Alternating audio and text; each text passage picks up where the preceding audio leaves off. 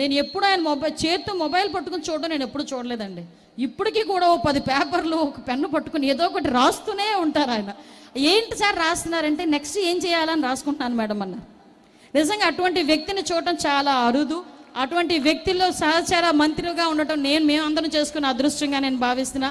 ఒక చంద్రబాబు నాయుడు గారు లాంటి వ్యక్తుల్ని మేమందరం కూడా ఆదర్శంగా తీసుకునే ఇటువంటి పరిస్థితుల్లో ఇలాంటి వ్యక్తిని కూడా ఇంతమంది పిల్లలు కూడా ఆదర్శంగా తీసుకొని రాబోయే కాలంలో ఒక మంచి పొజిషన్స్లో ఉండాలి.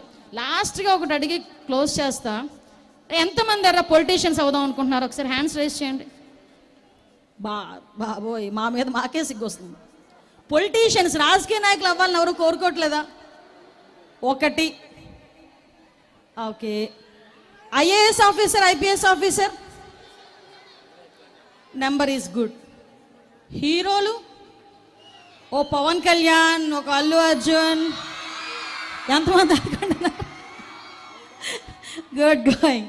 కానీ ఒకటి, మీరు ఏం అవ్వాలనుకుంటున్నా కూడా ఈరోజు ఇక్కడే ఒక బేసం వేసుకొని వెళ్ళండి.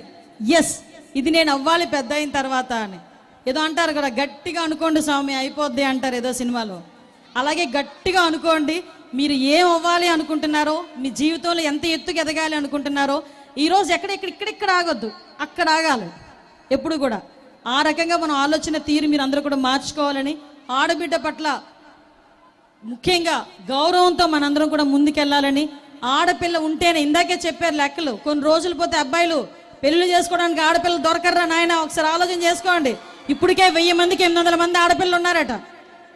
కాబట్టి ఆడపిల్లని గౌరవించుకుందాం, ఆడపిల్లని కాపాడుకుందాం. మనందరం కూడా ఆ బాధ్యతగా ముందుకెళ్దామని మనస్ఫూర్తిగా మీ అందరికీ తెలియజేసుకుంటూ, ఆడపిల్లల రక్షణ గురించి, ఈ నేటి భవిష్యత్తు గురించి, ఈ నేటి తరాన్ని గురించి చంద్రబాబు నాయుడు గారు, పవన్ కళ్యాణ్ గారు చేస్తున్న కృషికి మనందరం కూడా సహాయ సహకారాలు అందించాలని మరొకసారి తెలియజేసుకుంటూ సెలవు తీసుకుంటున్నా. Jai Hind. Thank you so much Anitha గారు.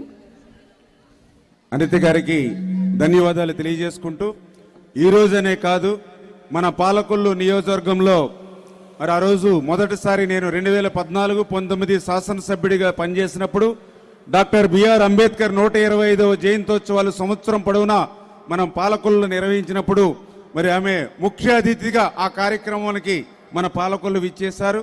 అదేవిధంగా మొన్న 2019-2024 రెండవసారి శాసనసభ్యుడిగా ఉన్నప్పుడు ఏదో